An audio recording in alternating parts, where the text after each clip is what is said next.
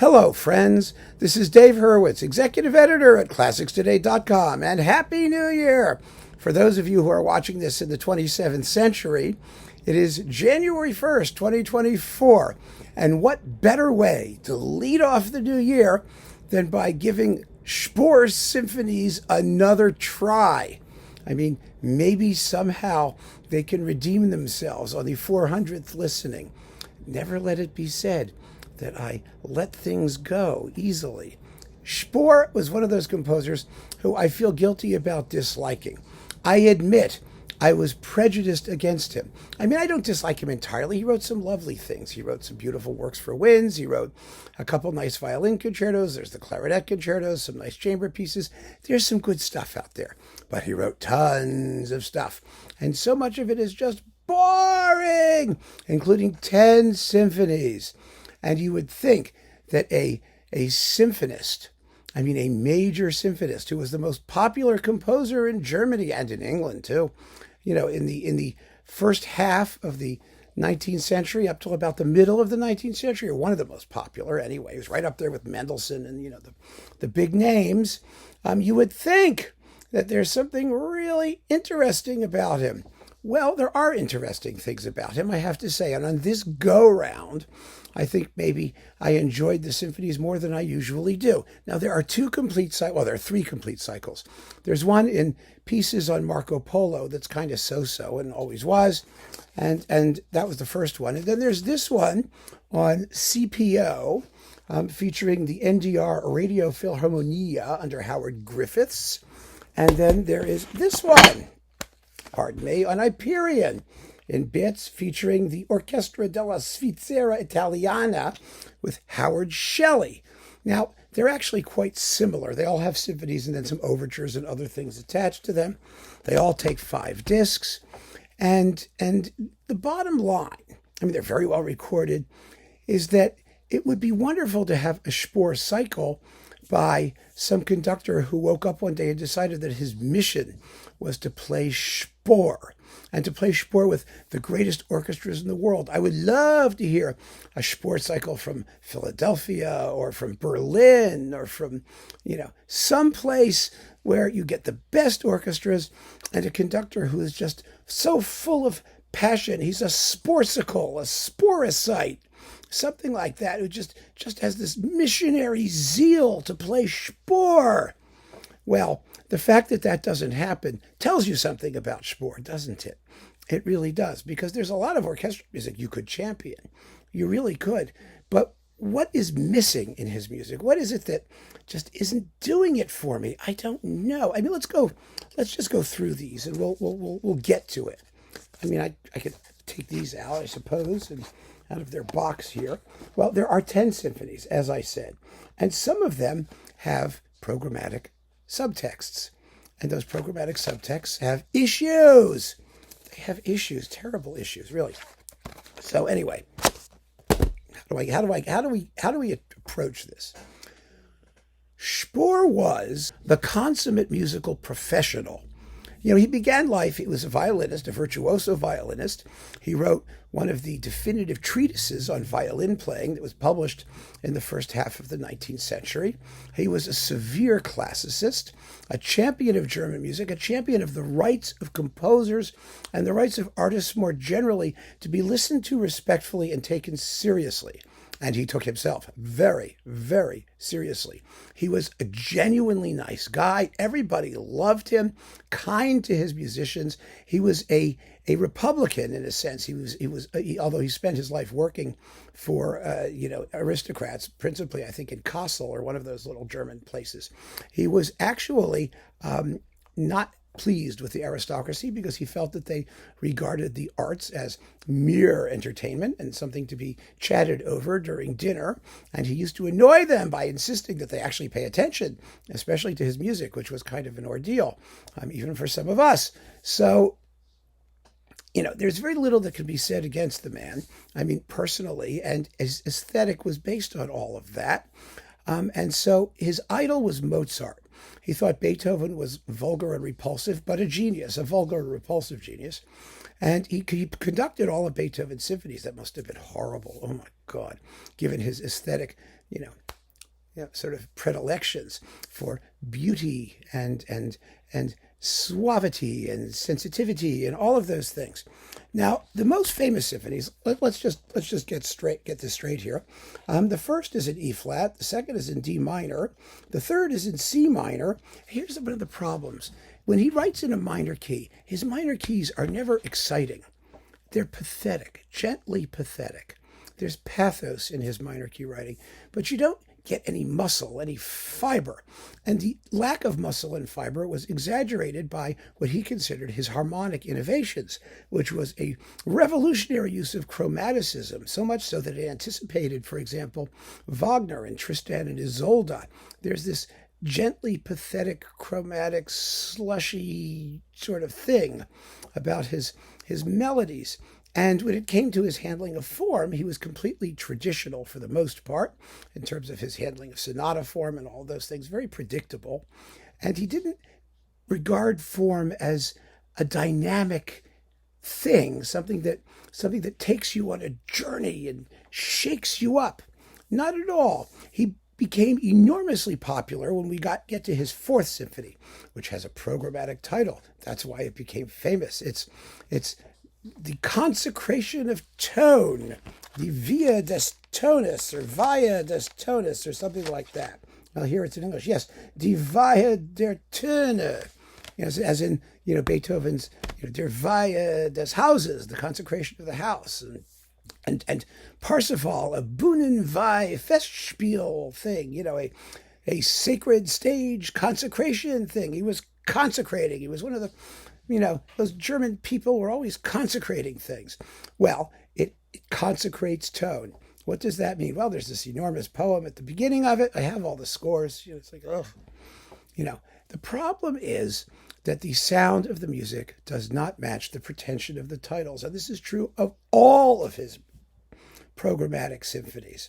It really is. By the time he got to the Fifth Symphony, he was trying to show how to really write a Fifth Symphony, because he published this description of Beethoven's Fifth where he's quite disparaging about how noisy and vulgar the whole thing is, with strokes of genius, of course. I mean, the flash of genius is the return of the scherzo in the finale, which Spohr says is just a miracle of fabulous, interesting form. He's interested in the formal aspect. He has no interest in the expressive meaning of it, which is, of course, the nightmare of the scherzo, now appears in the light of common day and has no more power to terrorize us. That is the expressive import.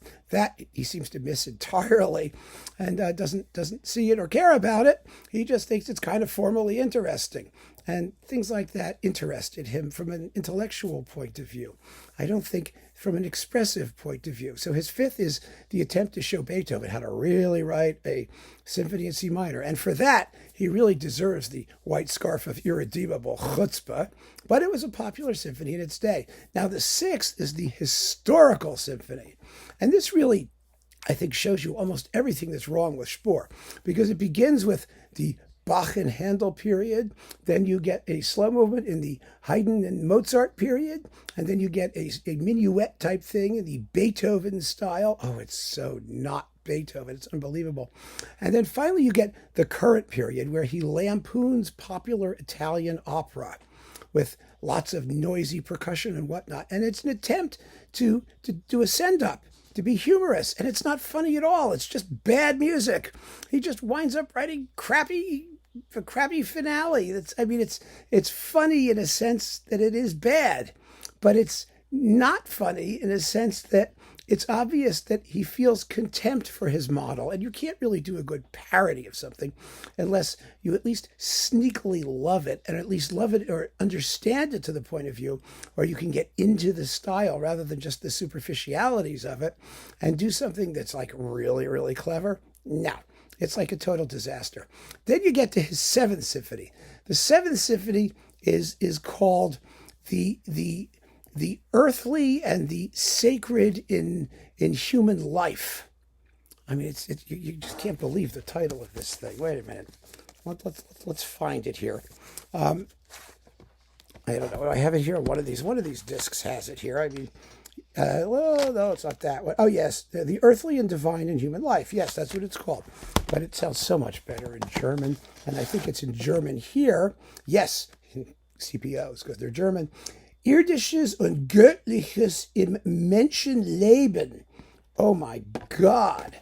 Yeah. And to do that, he writes for two separate orchestras. I mean, musically, it's fascinating. You've got the full orchestra and then this chamber orchestra that are opposed to each other. And one of them is Irdische and one of them is Göttliche or something like that. Who knows? The problem is that while you can say that's what it is, the music doesn't tell you anything. It doesn't give you any sense of that. How could it? Really, seriously, how could it? I mean, come on, right? So then you get through the Eighth Symphony, which is pleasant enough. I mean, where's the Eighth? It's one of these things. Yeah, in G major. It's a nice G major-y, pleasant sort of pastoral thing. And the Ninth, which is a Four Seasons symphony. And you get any sense of the Four Seasons? No! It's probably the lamest portrait of the Four Seasons. Why? Because Spohr's style consists almost entirely of inhibitions. He wasn't going to do the seasons in a way that gets into the earth, the dirt of the seasons. Not even the way like Glazunov does in his ballet, which is brilliant and fun and colorful. No, he was always limited by this Mozartian aesthetic of prettiness, that the surface of the music has to always be pretty and unruffled so it is. I mean, it's pretty and it's unruffled, but can you tell autumn from spring, from summer, from winter? Hell no. And then there's the 10th Symphony, which he didn't even publish in his lifetime. He had written himself out and he knew it. He was very honest about himself. He felt, for example, that his string quartets were written at, well, he would have considered it too high a level or too sophisticated a level, but they were really for performers, not for listeners. And you know, he had this incredible honesty about himself and earnestness about his mission.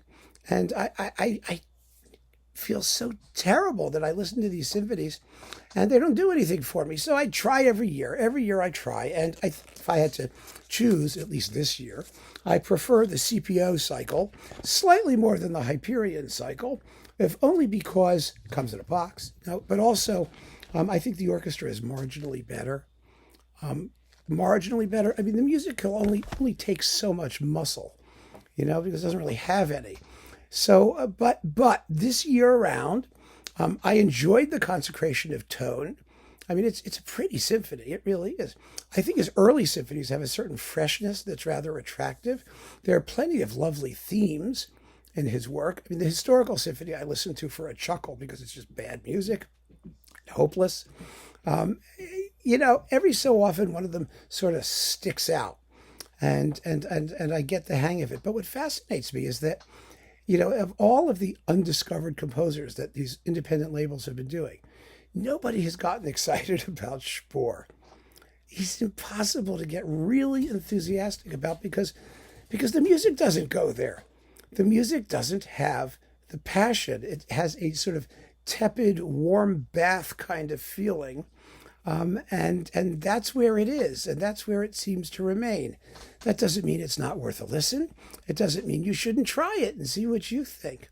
But I am still awaiting the day that something strikes me as something that's absolutely extraordinary. That's a masterpiece. That's an unknown thing that deserves to be championed all over again. Somehow that hasn't happened. In spite of these beautiful productions now where we can hear these symphonies in very, very good professional circumstances, maybe good professional circumstances is all that he deserves because inspirational is just not going to happen. That's a possibility. But I tried. I keep trying, and maybe next year at this time we'll try again. We'll see what happens, and I'll see if I can be more enthusiastic about these two lovely cycles. I mean, they're beautiful, and you can buy them with confidence, and if you're going to enjoy the music, you'll enjoy it. You will. But on the other hand, you may not want to listen to it too often. I think once every couple of years is good enough for me. So keep on listening, friends, and Happy New Year. Take care.